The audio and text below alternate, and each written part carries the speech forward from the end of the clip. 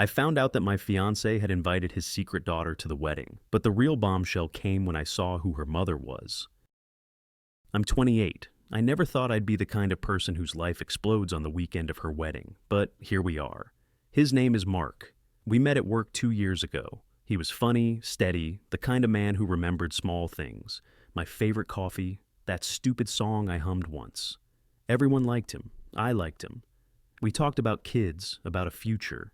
He proposed under the oak tree in my mom's yard. I said yes before he finished the question. We planned quietly. Just our people, a small church, my dress from a little boutique, his tux borrowed from his dad. I handled most of the lists and the playlist. I like control. He handled the guest list. He was precise about it. He wanted to invite everyone who mattered. He labeled each envelope like it was an art project. I trusted him. Maybe stupidly, but I trusted him. 2 weeks before the wedding, he told me his dad needed to bring one more person to dinner that night. Something about family logistics. I shrugged it off. His father is divorced. His family is messy in the way most families are. I had met his sister once. I assumed the extra guest was an aunt or a cousin. The dinner was tense, but I didn't think much of it until I opened the table of place cards 2 nights later while ironing napkins. There, between Aunt Helen and Uncle Dave, was a name I didn't recognize. Lila Hart, guest of Mark Reynolds. I asked him casually, "Who's Lila?" He told me like it was normal. A friend from college. She reached out. She has a daughter. She's coming. Her daughter? I asked, because the wording in his voice made my stomach drop. Is she his? He smiled like it was a merchant's simple transaction. No, not his. Just a kid she's raising. She asked if she could come. I said yes, I should have accepted it. I'm not the bride who forces people out, but the seed of worry sat heavy. He had never mentioned this friend. In 2 years, not once. We had toured houses, argued about paint colors, freaked out over cake vendors, and not once a Lila. So I did what any overthinking fiancé does. I Googled, not in a vindictive way. At least that's what I told myself. But because I wanted to picture who would be at my wedding. I typed Lila Hart Mark Reynolds and found a sparse Facebook profile, one photograph, a picture of a little girl with a crooked smile, her hair in pigtails, standing on a playground. The caption was just a heart emoji. The profile picture's comments were mostly strangers saying, "Cute kid." Nothing linking Lila and Mark, nothing obvious. A week before the wedding, my future sister-in-law texted me to confirm dietary restrictions. We chatted trivial things, and then she sent a picture. Her, Mark, and a small girl at a fair, all smiling. In the photo, Mark's arm was around the girl as if it was natural. I froze. I asked, "Who's that?" My sister-in-law replied, "Oh, that's Lila's kid. Mark has been great to them. He's been helping out." Helping out. The phrase was a bomb. Helping out, how? Babysitting? Emotional support? Financial help? There was a tone in my chest I couldn't name, part betrayal, part confusion. I confronted Mark that night. He was calm. Too calm. "Lila reached out 6 months ago," he said. "She said she was struggling. She'd had a rough breakup. She asked me to help take her to a court appointment. Then it was more. She needed a hand. I gave it. I never said anything because it wasn't a relationship thing. It was..." He looked at me like I should understand. Humanity. I wanted to believe him. I wanted the world where my fiancé is an angel who quietly helps strangers. But something in the timeline pinched at me. 6 months ago? We had bought the ring 5 months ago. Why had he kept this from me? Why had he labeled a guest card, guest of Mark Reynolds, instead of just Lila Hart, if she had been around that long? I didn't sleep. My brain hooked on small things. The tone of his voice when he said, "friend," the way his phone buzzed and he stepped out for calls. I started asking soft questions. "Do you babysit? Have you paid for anything?" He answered with platitudes. He kept calling Lila a friend and her daughter just a kid. I started to feel like I was walking on glass. I hired a photographer for the wedding rehearsal dinner, family tradition. The rehearsal was the night before. I remember standing by the venue's window, the city lights smeared, and my hands trembling so badly I knocked over a glass. I told myself to breathe. He was in the other room, laughing with his groomsmen. The world felt ordinary until I saw her. She walked in holding the small girl's hand, but the woman leading the child wasn't Lila. It was someone else entirely. Olive skin, dark hair tied in a messy bun, a face I swore I recognized. My heart had a flash of déjà vu. I had seen that face before, years ago, at university parties, at a coffee shop where I used to work between classes. But I couldn't place the name. I watched them from the doorway as Mark crossed the room and hugged the woman like they'd been close forever. He kissed the top of the child's head and then introduced them to people as friends. My mouth went dry. I wanted to walk up and demand answers, but I didn't. I waited. That night, after everyone left, Mark fell asleep on the couch. I sat at the kitchen table and opened the trash bag of my own phone photos, scrolling past filter-smooth images of us. Then I found a photo of the woman from rehearsal, the kind of candid shot you take when you recognize someone, and scribbled in my head, "Where do I know you from?" I went upstairs to our bedroom and searched my memory like it was a messy attic. Suddenly it fell into place. Her name was Kayla Martin. We had been best friends in high school, the kind of best friend who hears your secrets, who goes to summer camp with you, who holds an umbrella with you in the rain. We had parted ways in college. She moved out of town, changed her major, disappeared into a life I never saw.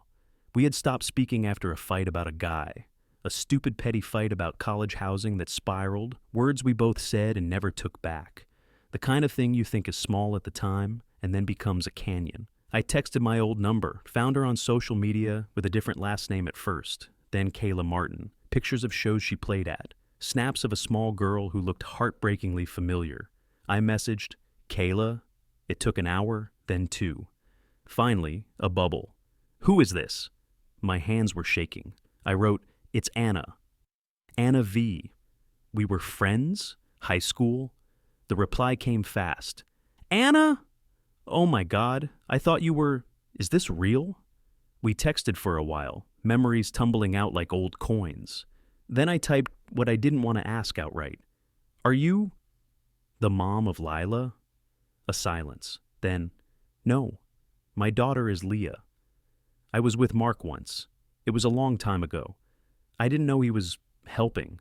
I felt sick. The message blurred. Mark had once been my best friend's lover? Not exactly. She said it was a one-time thing years ago, messy, complicated, and then she left town. She'd come back because life had made it impossible for her to cope alone. Mark stepped in. He had been helping, but with whom? I called Kayla. We got coffee the next day in a cafe that smelled like cinnamon and burnt sugar.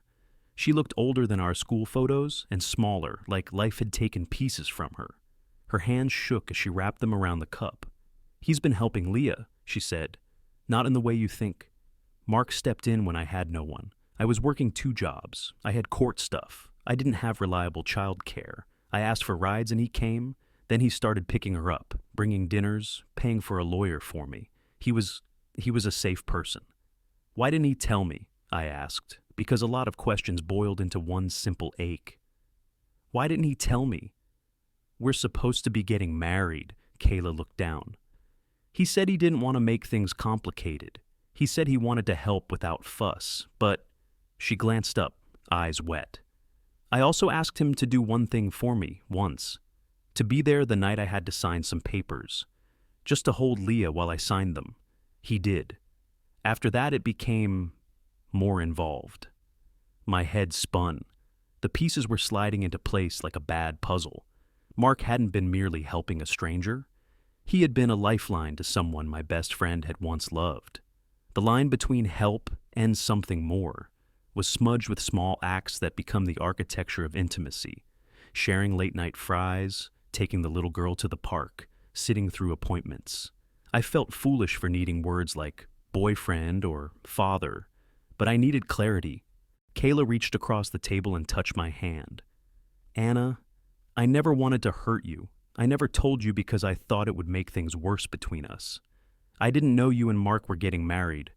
I'm so sorry." Her voice was raw. I walked out of the cafe feeling both betrayed and ridiculous. Betrayed that he had let me find a part of his life by accident. Ridiculous that my heart ached like it had been entirely rearranged by 3 dinners and some birthday gifts. That evening I showed Mark the texts I'd gotten from Kayla.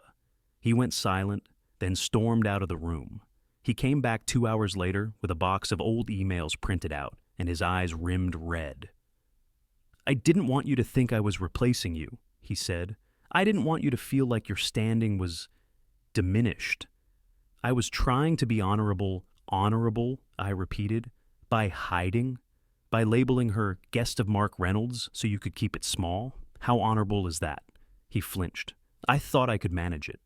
He sounded like a man exhausted by his own choices. We argued until dawn. He asked for forgiveness. I asked for time. We both cried. I left for my mother's that weekend because the house felt too full of things we hadn't said aloud. The wedding day arrived like a slow drumbeat. My dress fit like skin. I walked down the aisle with my chest tight and a smile that felt glued on. Mark mouthed to me, "It'll be fine," as if repetition could stitch things back. The church smelled like lilies and old wood. My mother's hands were trembling, holding my bouquet. Friends leaned in, whispered, "You look beautiful." I believed them because I needed to. The reception hall was buzzing. The DJ played the songs we'd chosen. I danced on autopilot. We took pictures, kissed, cut cake. Then the moment came when Mark's dad stood and proposed a toast. He spoke about family and how marriages are about expansion, making room for new people. He nodded towards Mark, and Mark's face had that old, easy softness I loved. He raised his glass and said, "We're so lucky to have our people here tonight, and some people who are part of our lives in ways that don't always fit tidy labels." He smiled toward the back of the room. I turned. A murmur rolled across the guests. There, in the shadows near the back, the woman from rehearsal stood with the little girl. My chest dropped. But then, I saw who came in after them, and the world flipped. It was Kayla. In the doorway, in a dress that was not made for attention but made it anyway. She moved like someone who had rehearsed courage in the mirror for weeks. She wasn't there to be a shadow. She came forward. People parted. Mark's face went pale. She walked to the microphone without asking, and the room went quiet in the way that only big reveals make everyone silent. She took a breath. "Anna," she said, and her voice was steady, "I owe you the truth." My throat closed. I felt everyone's eyes on me. My hands were a stone fist around my bouquet. I had rehearsed 1,000 responses in my head, but none of them fit the sound of Kayla's voice. She told the story that had been kept in corners, how she'd known Mark in college, an impulsive whirlwind that didn't have a plan, the night that had been reckless and then real for a moment and then painful, how she left town after mistakes made her life precarious, how she'd been back in town for 6 months fighting legal battles, barely keeping work, sleeping with friends on couches, and how Mark had, without announcing it to the world, become someone she could rely on. "And the little girl," Kayla said, looking at Leah, who was clutching a small stuffed rabbit, "is not the result of anything between Mark and me. She's mine. But Mark has been more than a friend. He's paid for things I couldn't. He's taken her to doctors. He's been there." She paused, and the room's energy turned viscous. "I invited him to our life before I knew he was engaged," Kayla said. "I didn't want to complicate things for Anna. I should have told her sooner. That's on me. But I also thought that anyone who could sit with a scared mother and a little girl at a court hearing, anyone who would do that without expecting anything, deserved recognition. I asked him to stand for Leah tonight, because Leah deserves someone she can count on when things get hard." There was a loud intake of breath. I felt something inside me snap and then go rigid. Betrayal melted into a white-hot clarity. It wasn't that he had helped. It was that he'd built hidden rooms in his life and left me standing at the door. Without thinking, I stepped toward the microphone. The hall blurred. I said in a voice that surprised me, calm, cold, steady, "This wedding is supposed to be a promise of mutual truth. If one person keeps rooms closed, we can't build a home together." I set the bouquet on the table. People gasped. I saw Mark's face crumple, then harden. He stood. "You can't be serious," he said. "Anna, we can talk." "No," I said. The word was a blade. "We already should have talked. You hid this. You hid parts of your life while asking me to promise the rest. I can't marry into secrets I felt loud and small at the same time. I'm sorry." And then I did the thing every dramatic person fantasizes about and very few actually do. I walked out. The parking lot was cold. The night smelled like rain and cigarette smoke. My phone buzzed. Please, come back. Please, I did not answer. I sat in the car and let the adrenaline shake out of my limbs. I texted my mother. I walked. Please tell them I'm okay. Her reply had heart emojis and 3 words. I love you. The next days were a blur of messages, calls, people whispering, opinions like flung stones. Mark blamed Kayla in private. Kayla blamed herself. Family members took sides, strangers online, because of course someone filmed the moment and put it up, took sides with an intensity that shocked me. I was labeled a diva, a hero, selfish, brave. It didn't matter. The point was that the life that I thought we were building had been built on foundations I hadn't been allowed to see. Weeks later, after the noise calmed, I sat down with Mark one last time. We had nothing left to say that could stitch us back. He admitted that he had fallen into a pattern of fixing, stepping into people's problems and thinking he could control the outcomes. He admitted that he was afraid that if I knew everything, I would leave. He said he'd thought protecting me meant not telling me things that were messy. Protecting you by lying? I asked. He bowed his head. I know. I made a mess. We parted, no dramatic stabbing or legal fights, just 2 people who had loved in different languages and discovered they couldn't translate. Now, months later, Kayla and Leah are in my orbit in a way I never expected. She reached out after some weeks and asked if we could meet, not to wrestle, but to talk honestly. We did. I learned about the tiny, crushing ways poverty and a broken support system force people into choices that look like chaos from the outside. I learned that Mark had been a help and a complication. I learned that friendships can break and then sometimes be rebuilt on different terms. Would the wedding have been salvaged if he'd told me? Maybe. Would I have been able to marry someone who had built secret rooms? I don't know. What I know is this. Truth is a messy, sharp thing, but it's the only thing that keeps a house standing when storms come.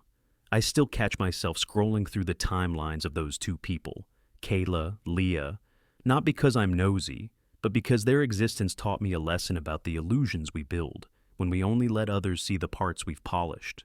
So yes, I walked out of my own wedding. I grieved the version of myself that thought promises could be made on half-truths.